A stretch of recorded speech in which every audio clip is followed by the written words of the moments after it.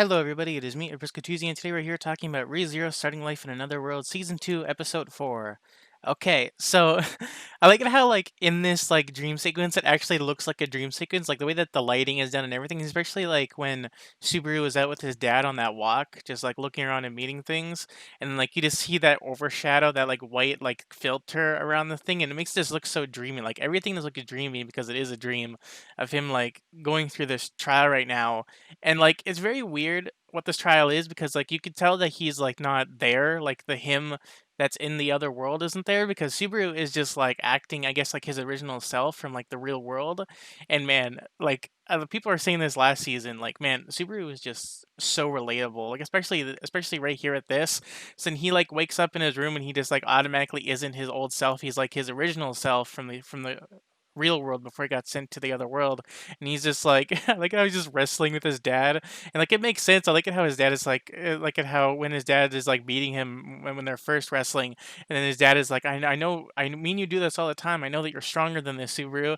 and then so that Subaru puts his dad into another stranglehold. It's so funny how like even though that Subaru looks like very like skinny and slender, like his dad is like this big buff macho dude. And I like it how like his dad is like a mix of like because like his dad has those glasses, he's like a mix of like a glasses type character and a macho dude, and it just like works so well. Like I just like how like I've never seen like a mix of those two characters before. Maybe I just haven't seen it yet in other series, but I'm really liking Subaru's dad in this episode so far. In the first 9 minutes of the episode, since I've only watched the first 9 minutes, I really liked his mom. I did see this last week. How people were saying, I think, or I might have been watching a video about the web novel or something like that. How people said that like Subaru's like Subaru has like his dad's like facial structure, but then has his mom's eyes. His mom was pretty funny too. How his mom is like trying to like push like vegetables on Subaru, but then Subaru doesn't like vegetables, but at the same time she does also doesn't want to eat vegetables, or she just doesn't like green peas. For some reason, they're having this whole green pea conversation because like Subaru's dad keeps on pestering Subaru about like him like not wanting to go to school, and I'm assuming that maybe that's what I'm really wondering what his like reluctance is. Maybe it is that like him just not going to school, and that's what I meant by him being relatable because like there was days like that when I was in high school like Subaru where it's just, like you don't really want to go, so you just stay home, and then like once you don't go once, you don't want to go again and again, and like you end up with that like routine just like not going when you should be going, and then like the scene in the kitchen, and then just keep on passing the peas together because they all don't want peas. And I like how his dad is like, well, since we're not gonna eat this, I'll try to make it more appetizing. But then you know that Subaru's mom says so that she doesn't like small round things to eat. His dad just makes this like a pile of, I'm assuming like a pile of rice with the green peas all mixed together with it with other things, and it's still a whole bunch of small round things. So then the dad and Subaru, I'm assuming, just eat it together, or I think the mom maybe pitched in, or maybe she didn't, and they just both ate it. And after that, we also saw things in this episode for the first 9 minutes where Subaru was just having pains in his head. We're having this like filter appear, and I don't know if that's like him like trying to remember the other world, or if that's like the him from like where he was before trying to catch up with his brain here, because right now he's like neutral and he's not really his self, so I'm really assuming that that's what it is, but at the same time I don't know if that maybe that did happen in the past. Maybe he just has head pains or something like that, because like it's just I wonder if it's going to be music. We did see how him and his dad ended up going on his walk. I like how his dad did like a backwards walk going into the room to check up on him, and then since he was like on the ground, like, he did look over at his clock, and it's like, "Oh, it's past 8 AM, so I guess I missed school." So that's good, and then he, like, falls over, and he's, like, holding onto his chest, and his dad comes in, he's like, "I guess you need alone time."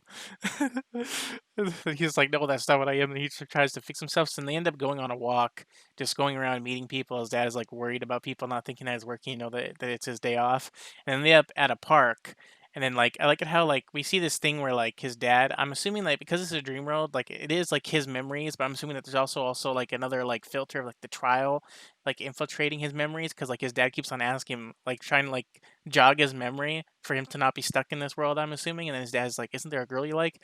Isn't there a girl you like?"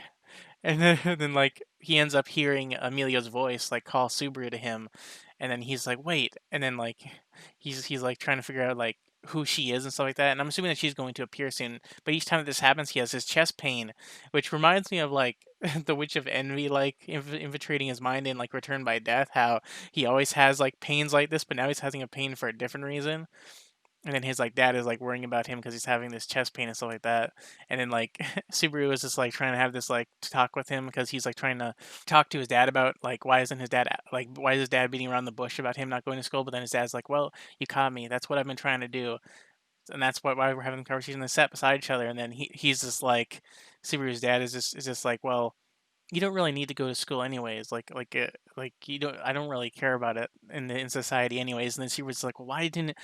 Well, why are you telling me this now? You could have told me this so many other times that I've missed school and that I've just like stayed sleeping until lunchtime and then woke up and then just had my days. But like, what today isn't that special? Like you can tell Subaru was like worrying about it, and that's where we're at right now. And I find it very intriguing, and I definitely did feel the emotional beats in that scene right there with it, with them talking about today isn't that special of a day, but it's still happening anyways. So yeah, I'll be back in a few seconds to review the middle parts of this episode. Okay, so I just watched the middle parts of this episode, and man, it really was emotional. Seeing that thing, seeing like Subaru's like inner thoughts. Then we saw how finally Amelia's voice ended up breaking into him, and then he ended up being normal because like, and then you could tell him like as like he's like remembering like all the things that Amelia said to him, like the saving me stuff, and then like don't give up, and then like other things like that. And like he's like seeing like a silhouette of her in like this dream sequence within a dream sequence, and he's just like, who are you, who are you, who are you, what is this, what's happening? And then he finally sees her, and then his heartache and his like mental pain is finally gone, and he remembers her. And then he like ends up just talking to his dad. Like how during this whole entire scene his dad says nothing. His dad is just sitting there just staring at him in this dream sequence, not even saying a thing. I think he only says Subaru once after he like is feels all better, and he's like, I'm fine now, I'm good. He ends up like telling like his dad like all the things that he like he wants his like parents to like hate him for being the way that he is, for like not going to school, for like just retreating into his room and like not doing anything. He just wants them to despise him, to hate him, to like say that he's not their son and stuff like that. But then instead they're loving him, they're treating him with all this care and stuff like that. And that's like very nice that they're like that. Like a lot of people would want like their parents to be like that, especially when they're having like trouble like he was having. And then like he was like saying how like all his life, like at the starting of his life, he saw like we saw like scenes of like him from when he was a kid in elementary school, and we saw how like there was like how he always was good at school, he was like good at sports and stuff like that, and he was able to like win and like do things. But then like at a certain point he like I guess he had like that like idea, like I've seen this in other series where like you have a character that ends up thinking that he's special, like he's like someone important, but then afterwards like other kids beat him and become first place, other kids have better grades than him, so then he ends up like despising the world and other people, and he ends up thinking like maybe I shouldn't try as hard enough. So then he ends up just like trying to be like unnoticeable. All he said to his dad that he tried to be unnoticeable, and he's like did that through the rest of the school year. And like I guess like all the way up until like middle school they showed him like trying his best at other things. So then he like did he tried being his funny self, or he's like tried making jokes with people, and he had like a group of friends that he was able to keep. But then towards middle school, all of them kept on leaving him, and then he ended up saying that when he looked around, no one was there with him anymore. He was all alone. And then he saw it his parents, but at the same time, we saw flashbacks of like whenever when people saw him do things, they would always compare him to his parents. Like they would all be like, "Yeah, you're his kid," and for some reason he developed sort of like a despise, and we saw his face just get angry and angry when he was seeing the way that like people say stuff about him to his parents and be like saying that they're the same as him and that they're comparing, but he doesn't want to be compared. And we saw him like having a very despised look, and then through middle school he was like silent, he was completely like non-existent. I would say that was my way through school all the time. I tried to be as non-existent as possible. And then he ends up saying that you can see that he's like through his talks with like him being in the other world, he's changed a lot. Like even his dad was saying that when he looked at Subaru today in this dream world, that today he looked better than he's looked in like I guess months, because he said that through like once you like miss school once, you decide that you don't really want to go. We saw him like look in the mirror at himself like during the days where he didn't go to school a lot. We also saw a flashback that when he was in high school, he acted like his funny self, like he did in the Roswell Mansion the first season, where he's like acting all like cheery and like super social, and then you saw all the other students like looking at him badly. That's what I hate. And like depending on the way that you act, like people just look at you with like those looks of like I don't know, like resting bitch face or something like that, and it just makes you like not want to like try anymore. I don't really know how to like explain it. But then we saw him like also remember Rem, and then we saw him like his talk with Rem and like saying like start from zero and stuff like that. And you can see that he's trying to cheer himself up. And then like he remembers like the way that his old self, because he's experiencing the old self right now. But then as remembering Amelia and Rem, he's able to like put their words into himself, and he's able to like grow as a person now from what he used to be, and he's like able to like see the good parts of like what's happening in his life. And then look at how right before the 16-minute mark his dad does a drop kick on him, like lifts up his leg and like smacks his head and then makes him fall over, and his dad is like, hey, you shouldn't be thinking this way, you should know that you can't get rid of me like that. So that was pretty funny, really emotional. I really liked it, really liked it. I didn't probably didn't like cover everything, I didn't really even cover it correctly, but still, so far this episode is pretty good, pretty awesome. Really enjoy where it's going, especially with his dad, like saying saying that like maybe we should like wrestle more in order to get your mind out of out of that hole that you're in. But it is cool that he's remembering like a million Rem right now. He still doesn't realize that it's a dream yet, which is weird. Or maybe he does. It's very weird how this is working. But yeah, I'll be back in a few minutes. I guess I'll be back in a few seconds to read the ending bits of this episode. Okay, so I just got finished watching the ending of this episode, and man, it got me like emotional 3 times. It got me emotional like during like the middle of this episode when it was like him remembering like Amelia and Rem and having the conversation with dad, then the conversation with his dad, and then the conversation with his mom towards the ending.